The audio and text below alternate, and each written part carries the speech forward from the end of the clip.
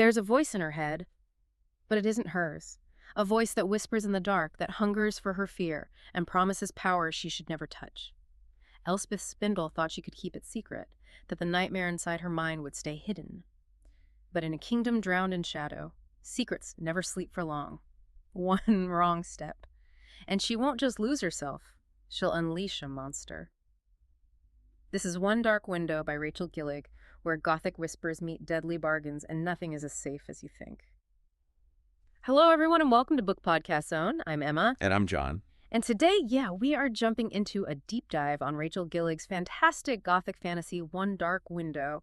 It's really something. It really is. We've been digging into the source material, specifically the chapter guide and key excerpts that cover, the first 16 chapters? That's right, the first 16. And honestly, even just in that initial chunk, there's so much packed in. The narrative structure, the way alliances form and break, the themes, it's incredibly dense. Definitely dense. Makes it perfect for this kind of deep dive, Our mission today, I guess, is to really pull out the most compelling bits, the thematic core of these early chapters. Exactly. We want to trace Elspeth's path, how she goes from this really isolated girl hiding this massive secret. A nightmare. Right, the nightmare, to becoming this, reluctant ally who's forced into making this truly monstrous bargain by the end of chapter 16. And crucially, how Gillig uses all those classic Gothic elements, the horror tropes, the folklore connections, to build that world, the kingdom of blunder, and ramp up the tension. Absolutely, because that initial internal struggle, just her versus the nightmare in her head, it doesn't stay internal for long, does it? Not at all. It forces her out into conflict with the whole oppressive structure of the kingdom. It's pretty masterful pacing, actually. It really is. So maybe we should slow it down, like you said, and really appreciate the details. Okay, let's unpack this. So chapter 1, The Veil of Secrets. I mean, the title says it all, doesn't it? It kicks off immediately. No slow burn intro here. Nope, you're thrown straight in, pulse racing, running through the woods, that thick blunder fog everywhere. You get the paranoia instantly. But it's not just physical danger, is it? That's what's so clever. The evasion, the real threat, feels internal right from the start. Exactly. That's the key thing, establishing the stakes. She's running from something out there, sure, but she's carrying the bigger danger inside her. This voice, the nightmare, it's described as what? Sly, ancient. Yeah, ancient, sly, like this companion she never asked for. And it's doing two things at once, isn't it? It's tempting her, pushing her towards something potentially disastrous. But it's also offering protection. It's this incredibly dangerous bargain right from page 1. That's the core Gothic dilemma, isn't it? That tension between the thrill, maybe even the necessity of this power, and the absolute terror of what it is, what it might do. It's not just a secret she's keeping, it's alive. It's influencing her. And you see her isolation immediately start to crack under that pressure. There's this raw vulnerability under the surface. It makes you ask, when does a secret stop being something you have and start being something that has you? And that taps straight into some really deep folklore, doesn't it? When Gillig introduces this thing, this voice in the mist, it feels very much like those old European myths. Woodland spirits, maybe certain kinds of fae. Right, ones that aren't necessarily good or evil, just powerful. Yeah. And unpredictable. Exactly. They blur that line. Is it a guardian angel or a demon on your shoulder? Or maybe both. These old myths often featured entities that were capricious, demanding. They'd help you, but there was always a price. So right away, the reader is kind of tasked with figuring that out. Is this nightmare going to be her salvation, or is it just, slowly poisoning her from the inside? It turns her potential power source into this constant moral tightrope walk. Is using it ever justifiable? What's the cost? And that internal debate, that quiet dread, it doesn't stay quiet for long. Chapter 2, Whispers in the Wild, throws external danger right at her. Yeah, the ambush. Rough Riders. Yeah. It proves that just hiding away isn't going to work. The world, the dangers of this kingdom, they're going to find her anyway. And the crisis forces the nightmare out, doesn't it? We see its power manifest not just as a whisper, but as action. We finally see it defend her. And it's described as cunning, not just brute force, which is interesting. It's strategic. But it clearly shakes Elspeth to her core. It has to, right? It moves the nightmare from this, psychological burden she carries to an active participant, a combat ally, almost. It shifts everything from internal monologue to external consequence. And in that moment of crisis, you see the beginnings of something else, too.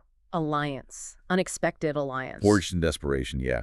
Bonds that instantly cut across whatever rigid social structures exist in Blunder. When the threat is immediate, you grab onto whoever's next to you. Doesn't matter who they are or where they come from in that second. And the context the source material brings up here, the highwaymen legends, that's such a great parallel, especially from Regency-era Britain. Because they weren't just thieves, were they? They were romanticized, figures of rebellion. Exactly, pushing back against a really rigid, often unfair class system. So when Elspeth finds herself in this rough-and-tumble situation, fighting alongside someone against these riders, she's briefly stepping into that outlaw role. It sets up this idea early on that her path isn't going to be one of conformity. It's going to be rebellion, whether she likes it or not. Right. And finding strength, maybe even loyalty, out there in the margins, away from the polished surfaces of the court. Which makes the transition into Chapter 3, Reflections of Deception, so jarring. Total whiplash, like you said. From the misty woods and sudden violence. Straight into a glittering ballroom, high society. She has to swap the dirt and fear for, silks and a polite smile. Put on the mask. And that contrast is vital. She's forced back into pretending, treating her real self, the one with the nightmare, the one who just fought for her life, as this fragile illusion she has to maintain at all costs. Mirroring the expectations of her class. Performing safety and control when internally she's anything but. You can only imagine the psychological toll of that constant performance. And the performance is immediately under threat. That's where the tension comes in. Someone's gaze, it's described as piercing. Someone seems to see through the mask. Which must stir up this awful cocktail of feelings in her. Part of her maybe longs to be seen, to be understood, especially after the isolation. But the other part, the dominant part, knows she absolutely has to maintain the facade. Defiance becomes essential for survival. Revealing the truth isn't an option. It links perfectly to what the source material says about mirrors in Gothic fiction, drawing on Victorian ghost stories. Right. Mirrors are never just about reflection in those tales. They're portals. They show you the hidden truth, the suppressed self, sometimes the monster lurking underneath. So when someone's gaze cuts through her act, it's like they've caught a glimpse of that monstrous reflection in the mirror that's supposed to just show the proper lady. Exactly. It instantly establishes that appearances are fundamentally unreliable in this world. It foreshadows all the deeper deceptions and masks that are yet to come, not just from Elspeth, but from everyone around her. Nobody is quite what they seem. It sets a really uneasy tone for everything that follows the manor houses and courts. Okay, so moving into the next section, chapters 4 to 6. The plot really starts to kick into gear here, demanding alliances, forcing Elspeth's hand. Yeah, this is where the reluctant partnership really forms. Chapter 4, The Captain's Shadow. Elspeth is cornered, feeling hunted, and then she literally collides with this enigmatic figure, the captain. And he's not what you'd expect, is he? He doesn't immediately offer comfort or pity. Not at all. His words are sharp. They cut through her defenses, which, paradoxically, seems to flip her fear into something else. Intrigue, maybe even a grudging respect. She seems interested because he sees her differently, maybe. Not just as a victim, but as, potentially useful. Or maybe just a puzzle he needs to solve. It highlights how power dynamics are always shifting in this story. Vulnerability attracts danger, yes, but sometimes it also attracts these really unlikely saviors or partners. But it's like trading one kind of danger for another, isn't it? She's escaping her immediate pursuer, but she's stepping into this unknown relationship with this captain. Does he offer survival or just a different kind of threat? And that fits perfectly with the archetype the source mentions, the Arthurian knight-errant. Not the shiny courtly knights, but the wandering ones. Right, the ones operating outside the rules. Exactly. Protectors, maybe, but often seen as roves, unpredictable, not bound by the same laws as everyone else. This captain feels like that. He's effective, clearly capable, but he operates in the shadows. That freedom makes him appealing, especially to someone like Elspeth who feels trapped. But it also makes him dangerous, unpredictable, which just ramps up the stakes for her getting involved with him. What is she actually signing up for? Which leads directly into Chapter 5. Cards on the table. The captain makes his offer. The quest. And it's framed as a bargain she can't refuse. It's too perilous, yes, but the potential reward. It pulls her into this incredibly high-stakes game. She has to weigh it, right? The lure of freedom, the possibility of a cure for the nightmare, against everything she's risking. Her past, her secrets, maybe even her life. The narrative really hangs on that allure of the cure. It's like the ultimate forbidden fruit in this garden. Is wholeness even possible in this kind of world? And what would she have to sacrifice to get it? What part of herself or what part of the nightmare would need to be excised? It's a huge gamble. She's betting everything on the chance to be normal again. But maybe normal is just an illusion anyway. The source material's connection here to Renaissance tarot traditions is fascinating. It frames the whole quest perfectly. How so? Well, tarot cards back then weren't just fortune-telling games. They were seen as windows into fate, into destiny's often cruel machinations. They represented the forces at play: chance, fate, personal will. So every step Elspeth takes, every choice she makes in this quest. It feels like turning over one of those major arcana cards. The Tower, Death, the Lovers. It emphasizes that this isn't just a physical journey.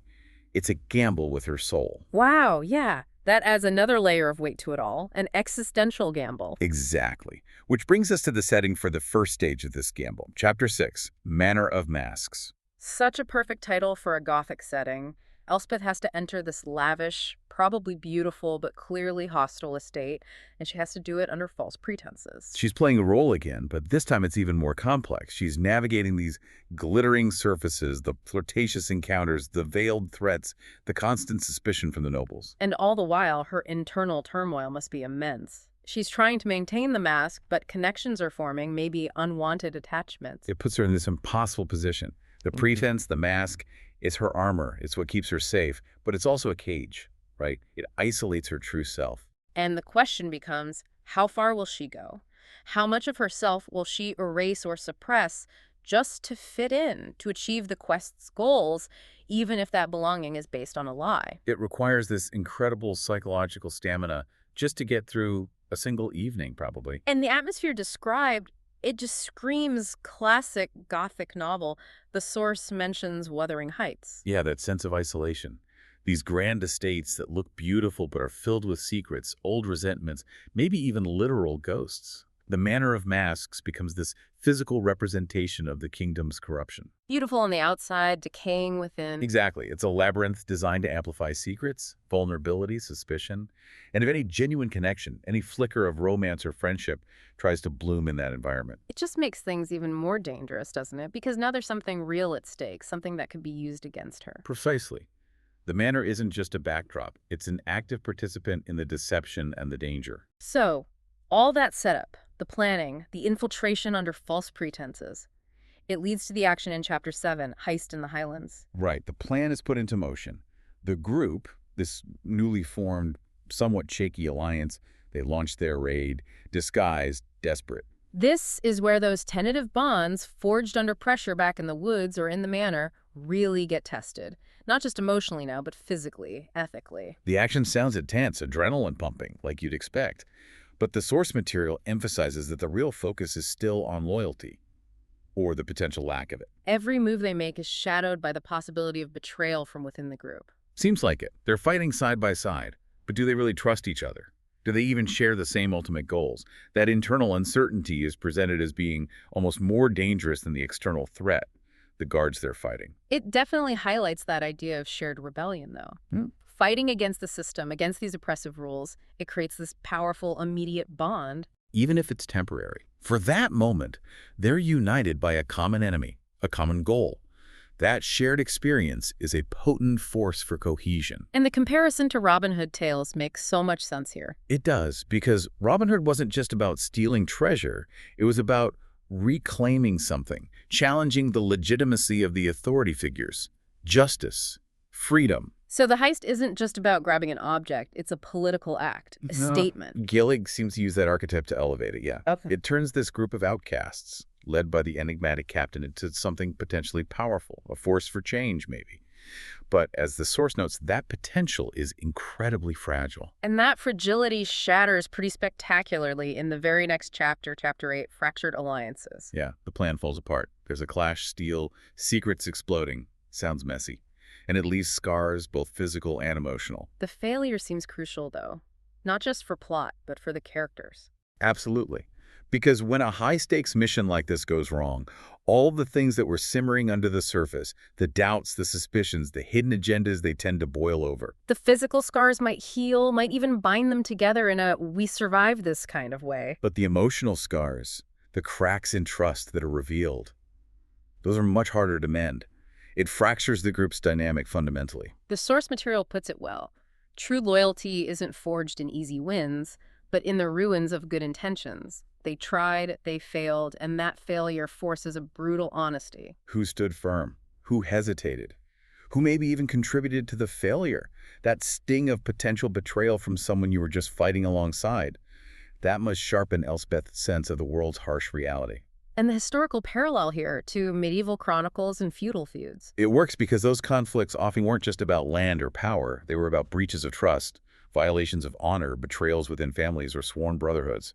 And those kinds of wounds festered, often leading to much more brutal and long-lasting conflict than wars against external enemies. So the failed heist acts like a crucible, stripping away the pretense and forcing everyone to confront their true allegiances, their true selves. Yeah, a really harsh light gets shown on everyone involved. And then, after that secret disaster, they're thrust back into the public eye in Chapter 9, Market Day Mayhem. Talk about jumping from the frying pan into the fire. Yeah. They probably want to lay low, but instead, they're in a bustling market.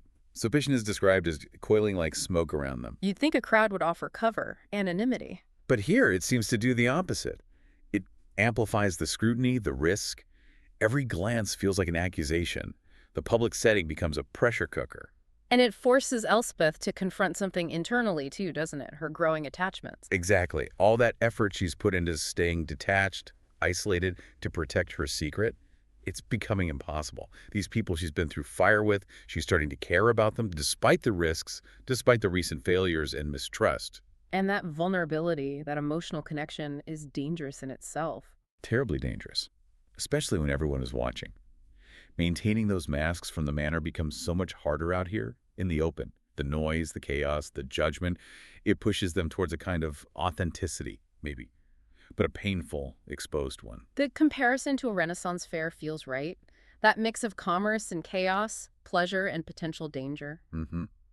Merchants hawking wares, performers juggling, nobles observing, but also spies listening, guards watching.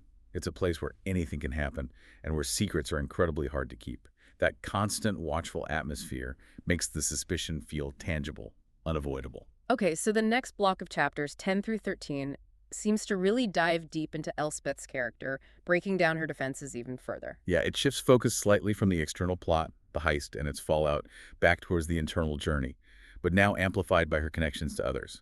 It starts with Chapter 10, Mercy in the Mist. And here, something pierces that hardened shell she's been trying to maintain.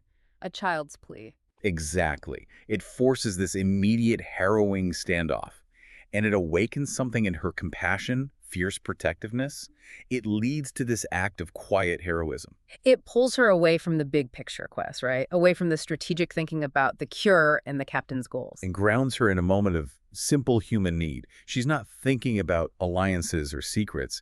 She's reacting instinctively, empathetically. But the source material frames empathy as a double-edged sword here. It has to be. In this world, saving this one child could jeopardize everything. It could expose her, expose the group, derail the entire mission. Yet ignoring the plea, walking away, that would cost her something too, wouldn't it? It would confirm her worst fears about herself, about becoming numb, becoming the monster she's trying to control. It's a classic moral dilemma under extreme pressure.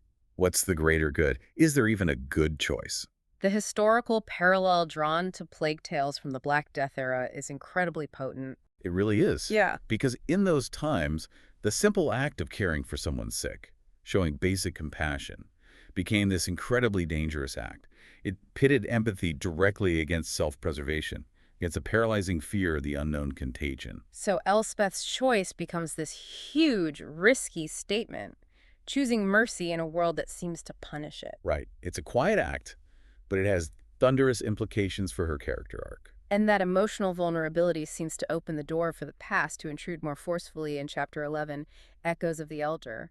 She starts having nightmares, visions. Yeah, visions of armored ghosts, it says, blurring the lines between her waking reality, her history, and maybe even the nightmare's influence. It forces her to confront that inner voice again, but maybe in a new way, not just as a burden, but as something connected to history, lineage. It seems like the past is literally haunting her, acting as this uninvited guest in her mind, and it's pushing her, urging her to embrace the very power, the very shadows she's been running from, perhaps because they're inseparable from who she is, where she comes from. Her dreams become a battlefield.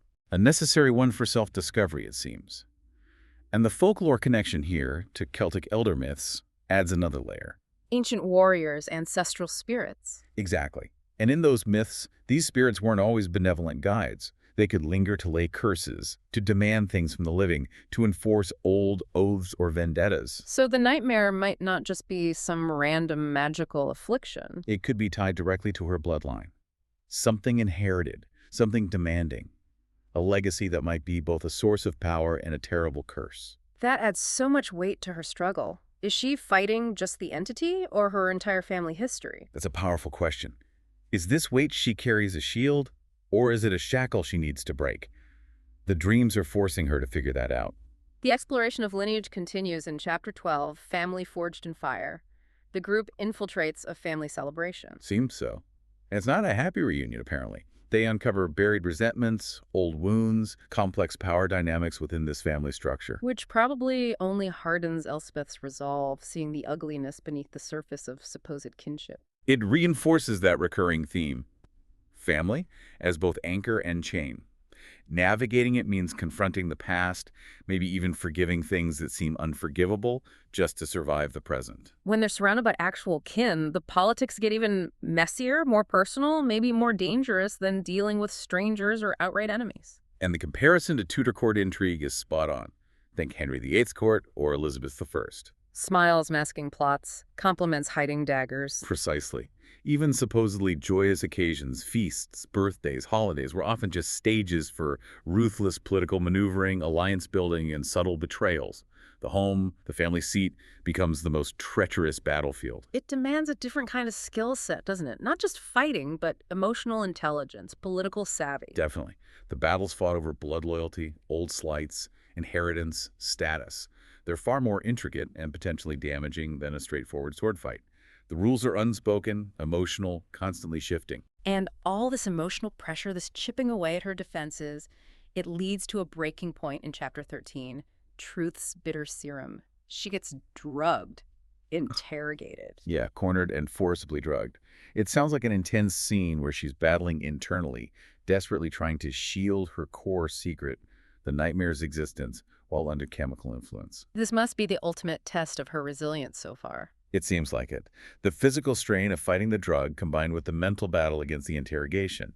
But interestingly, the source suggests this shared vulnerability forges an even stronger bond with those who witness it, those who stand by her. Even if they don't know the specific secret she's protecting. Apparently. Just seeing her fight, seeing her endure, creates this shared experience of resistance. And the insight here that silence can scream louder than confession is really powerful. It is. The sheer effort it takes her to not speak, to withhold the truth under duress, it becomes a testament to her strength, her resolve. It's an act of defiance in itself. The connection made to the Salem witch trials feels chillingly appropriate. Absolutely. Yeah. Because in those trials, words themselves were weaponized. Accusations, forced confessions obtained under duress, they held the power of life and death. Resisting that pressure, refusing to confess or name names, was an act of profound courage. So by resisting this interrogation, Elspeth isn't just protecting her secret, she's fighting for control over her own mind, her own narrative, against an authority that wants to dictate her reality. Exactly. It's the ultimate assertion of self in the face of overwhelming pressure. A quiet, internal strength, proving more resilient than they expected. Okay, so she survives the interrogation, holds on to her secret, but it clearly costs her. Where does that leave her going into the final chapters of this section, 14 through 16? Well, Chapter 14, Unveiled Bond, seems to be the immediate aftermath, the emotional payoff. She awakens, maybe weakened, but there are shared confessions. She and her key ally, presumably the captain, finally bridge that gap of secrets between them. Ah, so the shared vulnerability actually leads to greater openness. It appears so. It's described as a moment of tenderness, intimacy, even amidst the ongoing threats. Their relationship deepens, moving beyond just a strategic partnership. That makes sense. After going through something that intense, guarding secrets feels less important, maybe. Or maybe trust feels more essential. And that's the key idea highlighted. Trust as the ultimate vulnerability. By finally opening up, by confessing something, they give each other the power to wound, yes, but also the power to support, to save. It reshapes everything, doesn't it? Because now the stakes are personal, not just about the quest. She has something, someone specific to lose. The comparison to romantic era letters feels right for capturing that intimacy, those intense personal exchanges, often defying social norms, weaving fates together. That flicker of romance or deep connection in the middle of all this gothic darkness, it doesn't lessen the tension, it actually increases it. Exponentially. Because now failure doesn't just mean failing the mission, it means losing this connection, this person. Which makes the timing of Chapter 15, Claws of the Interrogator, even more brutal. The interrogation isn't over. It seems not. Or perhaps it resumes with more force. She's pinned again, the questioning turns violent, and this time her defenses completely shatter. But instead of breaking down, she breaks out. Exactly. The pressure becomes too much, and she unleashes this primal surge of power, of protection. It's described as an explosive release. So the attempt to control her, to force the truth out through violence, it backfires. Spectacularly. It proves that oppression has its limits. Abuse power enough and you don't get submission, you ignite resistance. The oppressed Elspeth, and through her, the nightmare become the storm. She pushes past her breaking point, and the very thing they feared and tried to suppress is unleashed because of their methods. It's a powerful moment of reversal. And again, the historical echoes mentioned, like Inquisition torture, sometimes creating legends of defiance rather than compliance, fit perfectly. Gillig escalates the narrative from internal struggle and strategic maneuvering to raw, uncontrollable fury. The nightmare is fully out in the world now. Active, undeniable. Which sets the stage for the final chapter in this arc, Chapter 16, The Nightmare's Pact. This is the climax. In that surge of power, that moment of otherworldly control, the nightmare itself proposes an alliance, a formal pact. Yes, this is the turning point Elspeth has been resisting, fearing, maybe secretly craving, for the entire 16 chapters. It's no longer just reacting, it's a conscious agreement. And the chapter ends right there, on that knife edge. Poised on hope's razor edge, as the source material puts it. She has to make the choice. Fully embrace the monster she's hidden, accept its power, and formalize the bargain. The core idea being that surrender to this feared, unknown thing is now the only path forward. It seems to be presented that way. Right. Surrender to the unknown, embrace the monster, not for personal gain necessarily, but to achieve the larger goal, healing the world, saving her allies, maybe even saving herself in a twisted way. It's the ultimate Gothic bargain, sacrificing perceived purity or humanity for necessary dangerous power. And the final thematic tie-in mention to shamanic spirit pacts really lands the significance. From indigenous lore, right, bargains with the unseen world. Exactly. Deals made with powerful, often dangerous spirits or entities, usually involving great personal risk, but done for the sake of the community, for a greater good. The shaman walks between worlds, wielding power that others fear. So Elspeth is stepping into that role almost, making a pact with her inner spirit or demon for the sake of the quest. That seems to be the implication. The nightmare offers the power she needs, but the final haunting question hanging in the air as this section ends is, at what cost? What part of Elspeth's spindle will be lost or irrevocably changed by making this pact? Gillig leaves you right there, desperate to know what happens next, what the consequences of that choice will be. It's a brilliant cliffhanger for the first part of the story. #outro. So if we just take a step back and look at the whole arc across these 16 chapters, it's really quite something. Elspeth starts in chapter 1 completely alone, terrified of this thing inside her, actively hiding it. Right, total isolation. And through circumstance, through danger, she's forced into these reluctant alliances. She faces external threats, the heist, the fallout. She endures these incredibly intense emotional and physical trials, the interrogation. Until finally she reaches this point where the only way forward seems to be making this formal pact, this agreement with the very entity she spent her whole life trying to suppress. It's a huge transformation. A really compelling journey from internal fear to external alliance with that fear almost. And what really stands out, I think, is how Gillig weaves in all those historical and mythological threads we talked about. It's not just window dressing, it actually deepens the narrative. Absolutely. The Gothic tropes, the mirrors from Victorian tales, the rebellious spirit echoing Regency highwaymen, the psychological tension reminiscent of Salem, the weight of Celtic myths, those shamanic bargains, it all combines to give the fantasy story this incredible texture and depth. It makes the world feel grounded somehow, even with the magic and the monsters. The stakes feel real because they resonate with these known historical fears and folklore themes. Yeah, it's that skillful synthesis, isn't it? Blending the historical context with the fantasy elements. It ensures the emotional journey, Elspeth's internal struggle, feels just as high stakes, maybe even more so, than the physical dangers of the quest. It definitely leaves you thinking. Which brings us to our final provocative thought for you, the listener, something to mull over after this dive into Elspeth's choices. Drawing on that central tension, the secrets and the costs. What secret would you hide, perhaps deep inside yourself? Or what monstrous bargain might you consider making if it meant saving someone you loved? It's a heavy question, fitting for the story. It is. Thank you all for joining us for this deep dive into the foundational chapters of One Dark Window. It was great digging into this. Yeah, really fascinating material. We hope you enjoyed this journey into the shadows with us. We'll catch you next time as we continue exploring these incredible sources.